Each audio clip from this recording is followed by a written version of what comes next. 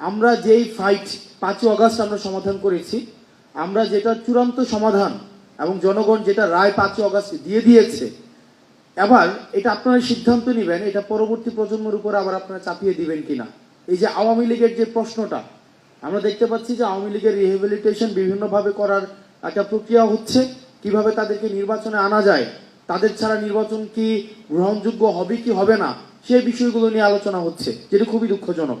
আমরা এই বিষয়টি সমাধান 5ই আগস্ট করেছি এবং মানুষ 5ই আগস্টে রায় দিয়েছে, এবং একটা দল কতটা জনবিবর্জিত হতে পারে যার ফলে সেক্ষেত্রে তাকে দেশ ছেড়ে পালাতে হয়। আমরা যখন মিডিয়াতে দেখি আমরা কিন্তু দেখি যে সাবেক প্রধানমন্ত্রী দেশ ত্যাগ করেছেন এভাবে লেখা হয়, কিন্তু আসল সত্যটা হচ্ছে উনি দেশ থেকে পালিয়েছেন।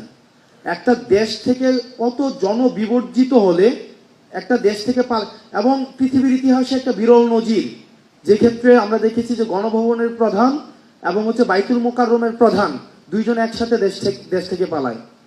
এখন আমরা ওই যে স্বৈরতান্ত্রিক ব্যবস্থা আপনারা সিদ্ধান্ত নেবেন ওই ফাইটটার দিকে কি এই প্রজন্মকে আবার আমাদেরকে ঠেলে দিবেন কিনা, যে আজকে আপনারা সিদ্ধান্ত নেন আগামী 20 বছর পর আবার এই আওয়ামী কোশ্চেনের সাথে কি আমাদের ডিল করতে হবে কিনা, আজকে 30 বছর পর এই আওয়ামী কোশ্চেনের সাথে আবার আমরা ডিল করবো কিনা, নাকি এটা সমাধান আমরা 5ই আগস্ট যেটা জনতা সিদ্ধান্ত দিয়েছে, ছাত্র নাগরিক সিদ্ধান্ত দিয়েছে যে বাংলাদেশের এই ভূখণ্ডে আওয়ামী লীগ অপ্রাসঙ্গিক, এটাকে ধরেই আমরা পরবর্তী বাংলাদেশ বিনির্মাণ করব। এই সিদ্ধান্তটা এই ফোরাম থেকে আসতে হবে। আমরা দেখছি যে ইলেকটোরাল প্রসেসের মধ্য দিয়ে আমরা যাচ্ছি, ইলেকটোরাল একটা ডেমোক্রেটিক ট্রান্সফরমেশনের দিকে যাচ্ছি। এই সাথে সাথে কিছু অপ্রত্যাশিত ঘটনাও ঘটছে, যেমন আওয়ামী লীগের যেহেতু একটা সেট আপ রয়েছে, এগুলো দুঃখজনক, এগুলো হচ্ছে মাঝে মাঝে আমরা হচ্ছে ইউফেমিস্টিক ভাবে এগুলো এড়িয়ে যাই। আমরা একটা ডেমোক্রেটিক একটা সোসাইটিতে ইউফেমিস্টিক ভাবে এড়িয়ে যাই, যেমন ইলেকটোরাল প্রসেসে আমরা আওয়ামী লীগকে নিয়ে আসতে চাই, কারণ হচ্ছে আওয়ামী লীগের যেহেতু একটা সেট আপ আছে, তাদের একটা ভোট ব্যাংক আছে, তাদের একটা বিজনেস একটা কমিউনিটি আছে, তাদের কালচারাল একটা হচ্ছে কালচারাল একটা সোসাইটি আছে। তো এই জায়গাতে আমি যদি আওয়ামী লীগকে কোনোভাবে আমার কাছাকাছি নিয়ে আসতে পারি, আওয়ামী লীগের কাছে যদি আমি একটু সিম্প্যাথেটিক মানে একটু যদি ইতিবাচক একটা ভাবনা দিতে পারি, তাহলে আওয়ামী লীগের ভোটটা রেডিমেড ভোটটা আমি পাওয়া যাই।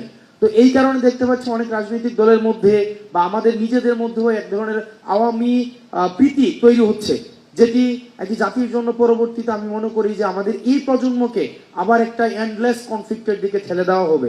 সুতরাং আমরা আমাদের জায়গা থেকে বৈষম্যবিরোধী ছাত্র আন্দোলন এবং এই প্রজন্ম আমরা একটা জায়গায় আজকে যখন ডিসকাশন আমি পুরোটা সময় শুনছিলাম, আমরা একটা বিষয় মনে হয় আমরা অ্যাভয়েড করছিলাম, আমরা একটা জেনারেশনাল কনফ্লিক্টের মধ্যে রয়েছি। আমাদের এই প্রজন্ম, আমার বয়স 27 বছর, অনেকে হয়তো মেম্বার অফ পার্লামেন্ট হয়েছে আজকে থেকে 35 বছর বা 40 বছর আগে এখানে উপস্থিত আছেন, বা অনেকে চাকরি করেছেন আরো 40 বছর আগে রিটায়ারমেন্টে চলে আসছেন, আমার বয়স সবে 27। তা আমি আমার জায়গা থেকে একটা বিষয়, আমরা এই জেনারেশন কনফ্লিক্টে আমরা এই প্রজন্ম আওয়ামী লীগকে ধারণ করার জন্য আমরা প্রস্তুত না। এখন আপনারা যদি আবার আমাদেরকে চাপিয়ে দেন যে আওয়ামী লীগকে, তাহলে এটা কিন্তু এক ধরনের এটা একটা ভমিটিং হবে, এবং এটার বার্ডেন, এটার দায়ভার আমরা আমাদের যারা পূর্ববর্তী প্রজন্ম আছে, অভিজ্ঞ প্রজন্ম আছে, রাজনৈতিক প্রজ্ঞা, রাজনৈতিকভাবে যারা বিচক্ষণ, তাদেরকেই কিন্তু আমরা সবসময় এই এলিগেশনটা দিয়ে যাব। তার মানে আওয়ামী লীগের বিষয়ে আমাদের একটা চূড়ান্ত সিদ্ধান্ত অতি সত্বর আসতে হবে, না হয় এই যে তরুণ প্রজন্ম এটা ফ্রাস্ট্রেশনের দিকে যাবে। এরপর হচ্ছে আমাদের যেই একটা দীর্ঘ 1.5 দশকের বেশি সময় ধরে আমাদের গুম খুন হত্যা নির্যাতন নিপীড়ন হয়েছে, Awami League as a party হিসাবে এগুলো করেছে।